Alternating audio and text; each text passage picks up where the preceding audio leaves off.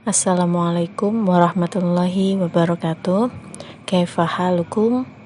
Atamanni annakum bi khair. Qabla an nabda at-ta'allam, ta'awna naftah darussal yawm bi qira'atil basmalah ma'an. Bismillahirrahmanirrahim.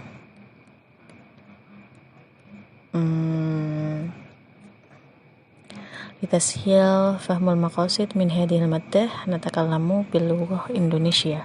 Kali ini Kak akan mempelajari tentang maf'ul fih, keterangan ya, masih dengan keterangan atau objek.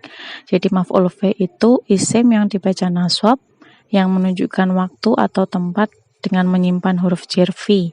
Huruf jar fi itu bisa artinya di atau pada. Nah, dengan begitu bisa disimpulkan bahwa dzaraf itu digunakan untuk dzaraf atau maf'ul fih itu untuk menjawab kapan atau di mana, pertanyaan kapan atau di mana. Contohnya, waqafa Zaidun amamal madrasati. Zaid waqafa berdiri, Zaidun sapa Zaid amamal madrasati di depan madrasah. Jadi Zaid berdiri di depan sekolah. Ini di depan amamal madrasati menjadi maf'ul fih karena dia menunjukkan tempatnya Zaid berdiri. Ini berarti disebut dengan dzaraf makan atau dzaraf yang bermaksud untuk menunjukkan suatu tempat. Lalu contoh yang kedua, idhab ilal idarati sobahan bakiron. Saya pergi ke kantor dini hari. Sobahan bakiron. Sobahan ini menjadi maf'ul fih yang menunjukkan waktu atau bisa disebut dengan dzaraf zaman. Jadi dzaraf yang menunjukkan waktu. Selanjutnya kita mempelajari pembagian dzaraf tadi, ada dzaraf makan dan dzaraf zaman. Yang pertama kita pelajari dzaraf makan, yaitu isim yang dibaca nasab yang menunjukkan waktu dengan menyimpan makna fi di dalamnya. Fi tadi bisa berarti di atau pada, gitu ya. Maksud saya dzaraf zaman ya, bukan dzaraf makan. Kalau dzaraf zaman, saya ulangi, yang pertama ada dzaraf zaman, yaitu isim mansub yang menunjukkan waktu dengan menyimpan makna fi di dalamnya. Ini beberapa contoh dzaraf zaman yang biasa digunakan. Ada naharon yang artinya siang, ada lailan artinya malam, al-yauma artinya hari ini, yauman artinya suatu hari, ada al-ana artinya sekarang, ada kata qabla artinya sebelum, ada kata ba'da artinya sesudah, ada kata sobahan artinya pagi, lalu ada masaan sore, lalu ada anifan baru saja artinya, lalu ada syahron artinya sebulan, sanatan artinya setahun, dan abadan artinya selamanya. Ini kata-kata ini jika tidak bertanwin atau tidak diawali alif seperti ba'da qabla, maka harus diidhofahkan dengan kata lain. Contoh dzaraf zaman, yaqumu Muhammadun min naumihi sobahan mubarakan. Muhammad bangun tidur pada pagi hari. Sobahan ini termasuk dzaraf zaman, karena dia tanwin maka tidak perlu diidhofahkan, gitu ya. Lalu contoh yang kedua ada yaqra'u Ahmadu Qur'ana lailan. Lailan ini menjadi dzaraf zaman. Ahmad membaca Al-Quran pada malam hari. Ya, tidak perlu diidhofahkan karena ada tanwin, gitu ya. Lalu contoh yang ketiga, dhahabtu ila baitika qoblal maghribi. Qoblal maghribi, sebelum maghrib. Saya pergi ke rumahmu sebelum maghrib. Qoblal maghribi ini menunjukkan dzaraf zaman. Qabla karena dia tidak pakai tanwin dan tidak pakai al, maka harus diidhofahkan dengan kata lain. Masih ingat ya, dengan idhofah, mudhaf dan mudhaf ilaih. Jadi dia harus digabungkan dengan kata lain. Qoblal maghribi, al-maghribi ini menjadi mudhaf ilaih, qabla menjadi mudhaf, gitu. Lalu dzaraf yang kedua ada dzaraf zaman. Ini isim mansub atau isim yang dibaca nasab yang menunjukkan makna tempat dengan menyimpan makna fi di dalamnya. Ini ada beberapa contoh dzaraf makan.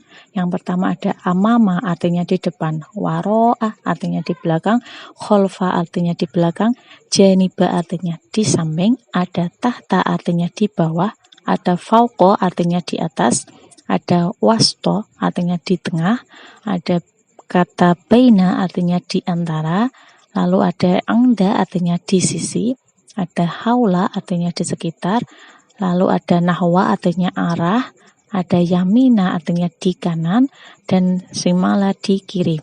Ini sama dengan dzaraf zaman tadi.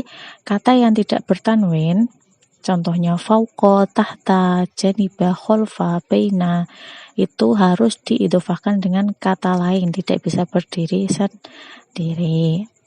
Jadi kalau nanti ketemu kata yang dia tidak ditanwin, harus diidhofahkan dengan kata lain. Contoh dzaraf makan, madrasati wasatol madinati. Jadi sekolahanku di tengah-tengah kota. Wasato ini menjadi maf'ul fih atau dzaraf makan yang menunjukkan tempat. Jadi sekolahnya itu ada di tengah-tengah kota.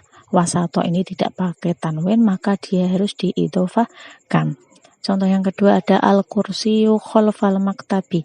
Khalfa, kursi di belakang meja. Khalfa ini menjadi maf'ul fih, yaitu dzaraf makan, maka jadi maf'ul fih. Nah, karena ini khalfa itu tidak bertanwin, maka harus diidhofahkan. Contoh yang ketiga ada baiti waro al madrasati, rumahku di belakang sekolah. Jadi waro'a ini menjadi maf'ul fih, yaitu dzaraf makan, karena dia tidak bertanwin maka harus diidhofahkan. Selanjutnya ada pembagian dzaraf dari segi tasrifan dan kedudukannya dalam kalimat.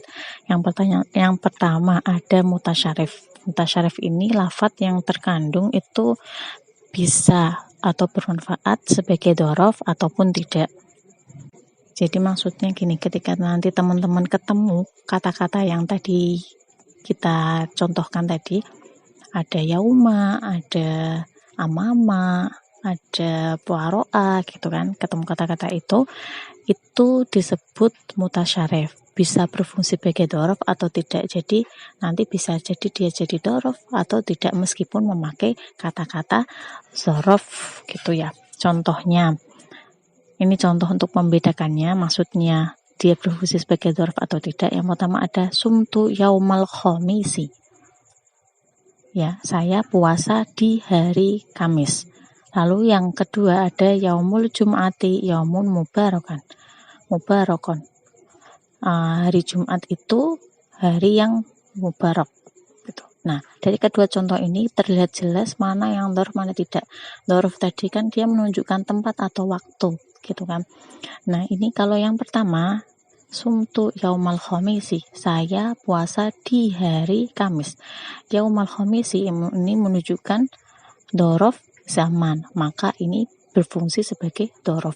Sedangkan contoh yang kedua, yaumul jum'ati, yaumun mubarakon, hari Jumat itu merupakan hari yang mubarakah. Itu jadi yaumun mubarakon ini tidak menjadi dzaraf karena dia tidak menunjukkan tempat atau waktu. Dia hanya menjelaskan yaumul jum'ati atau menjelaskan istilah hari Jumat gitu. Paham ya maksudnya ya. Jadi kalau yang dzaraf ini tadi dia menjadi maf'ul fih, sedangkan yang tidak menjadi dzaraf atau yaumul jum'ati yaumun mubarakon di sini menjadi khobar dari mubtada yaumul jum'ati. Mubtada khobar sudah pernah kita pelajari di bahasa Arab 1.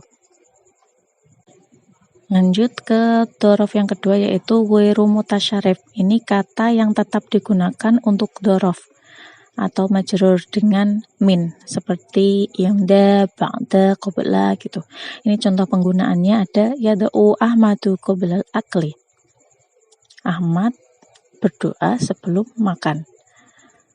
Lalu ada wa ma unzila min qablika, dan turun dari sebelummu. Jadi kata-kata di sini kan sama, qabla dan qabli ini kan. Tapi dia bisa dengan qabla saja tanpa menggunakan huruf jar, tapi ternyata qablun juga bisa menggunakan huruf jar yaitu min. Meskipun dengan tambahan atau tanpa tambahan huruf jar, dia tetap menjadi dzaraf. Makanya ini disebut dengan dzaraf ghairu mutasyarif. Selanjutnya kita ke pembagian dzaraf. ditinjau dari segi i'rabnya. Jadi ada dua, yang pertama ada mu'rab. Dhorof yang mu'rab itu yang berubah harokat akhirnya sesuai kedudukan dalam kalimat. Contohnya yauman, lailan, syahron, sanatan.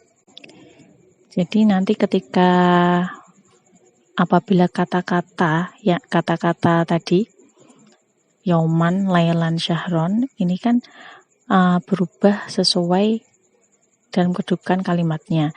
Jadi nanti ketika dia nanti mungkin diawali huruf jar, maka kedudukannya menjadi jar majrur gitu. Lalu yang kedua ada mabni, dhorof mabni. Ini kata yang digunakan sebagai dhorof dan harokat ujungnya tetap pada satu harokat meskipun berbeda kedudukannya dalam satu kalimat. Contohnya kayak amsi, ida, haisu, al-ana. Itu kata-kata itu mau diawali apapun, mau ditambah huruf jar, mau menjadi maf'ul bih, mau menjadi mubtada, khobar atau apapun, dia tetap dibaca itu. Haisu ya haisu, mungkin dibaca haisa, haisi apalagi. Al-ana juga gitu.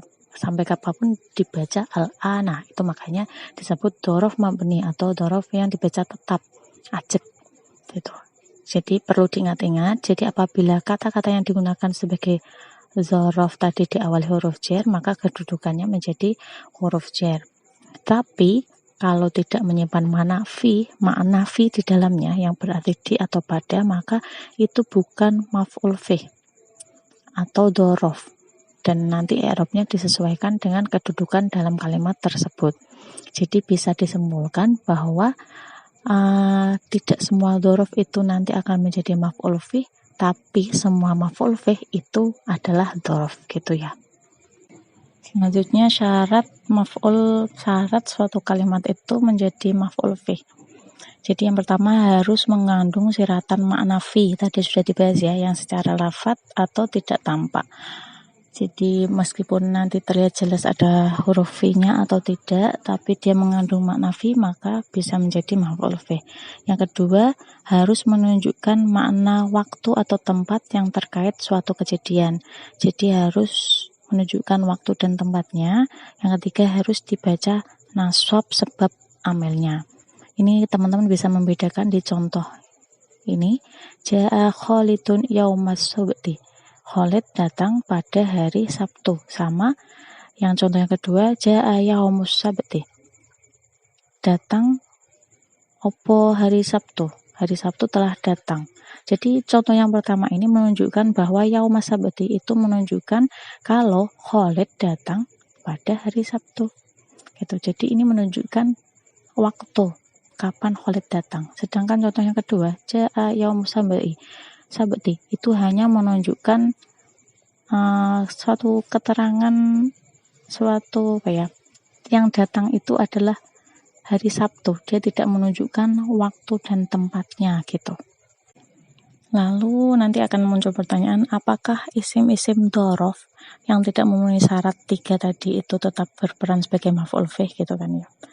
Ini ketika nanti isim-isim ini tidak memenuhi syarat tadi 3 tadi, maka kalimat tersebut atau isim-isim tersebut hanya isim biasa yang hanya mengandung arti waktu dan tempat tanpa ada keterkaitan dengan terjadinya suatu kejadian yang perannya disesuaikan dengan posisinya masing-masing dalam kalimat. Contohnya ya tadi, Khalid datang pada hari Jumat. Itu kan dia menunjukkan bahwa ada mengandung kata arti waktu dan itu ada keterkaitannya dengan suatu kejadian. Tadi Khalid datang, itu kan suatu kejadian, ada hubungannya, itu pada hari Sabtu. Sedangkan contoh yang kedua, ja'a yaumus sabti, itu tidak ada keterkaitannya, meskipun dia mengandung waktu, yaum tadi hari Sabtu, tetapi dia tidak ada keterkaitannya dengan suatu kejadian. Ja'a yaumus sabti, hari Sabtu telah datang, itu kan nggak ada kejadian apapun kan, gitu maksudnya gitu. Jadi ya gitu. Pada lafaz yaum yang pertama, di ja'a Khalidun yaumas sabti ini terdapat siratan makna fi ketika diterjemahkan Khalid datang pada hari Sabtu gitu. Sedangkan lafaz yang kedua itu tidak terdapat siratan makna fi. Kalau diterjemahkan tadi ya, hari Sabtu telah datang. Jadi kedua yaum yang ada di kedua kalimat tersebut sangat berbeda. Selanjutnya ada amil-amil yang menasabkan dhorof. Ada fi'il, ada masdar, ada isim fa'il, ada isim maf'ul, ada sifat musyabahah, ada sifat mubalaghah, ada isim tafdil. Yang pertama ada fi'il. Contohnya dhahaba Khalidun yaumal jum'ati. Dhahaba ini menjadi fi'il madi mabni ala fathatin. Khalidun ini menjadi fa'il, yaumal jum'ati dia menjadi maf'ul fi. Yang yauma ini menjadi dzaraf zaman yang dibaca nasab karena dia menjadi maf'ul fi-nya dhahaba atau menjadi objek keterangan bukan objek, keterangan waktu lafadz dhahaba. Lalu contoh yang kedua ada amil masdar. Contohnya ada syahru lailan murhikun, bergadang di waktu malam itu melelahkan. Lailan ini menjadi dzaraf zaman yang dibaca nasab, jelas ya dibaca nasab, ada fathahnya, yang dia itu amilnya yaitu asyahru, yang di situ dia adalah isim masdar. Lalu yang ketiga, amil yang ketiga ada isim fa'il. Isim fa'il itu subjek ya. Ada Khalidun qadimun gudan.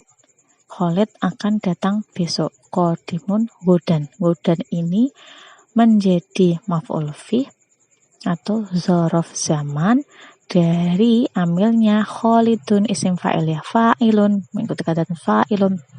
Yang keempat ada isim maf'ul. Contohnya al-madrasatu maftuhatun sobahan wa mulaqatun wasaan. Sekolah itu dibuka di pagi hari dan ditutup di sore hari. Sobahan dan masaan ini menjadi maf'ul fi yang amilnya itu adalah isim maf'ul, yaitu kata maftuhatun dan mulaqatun. Lalu yang kelima ada sifat musyabahah. Ya, jadi musyabah itu jenis isim mustaq yang dia berbentuk dari kata lain dan mempunyai makna yang berbeda dari kata asalnya.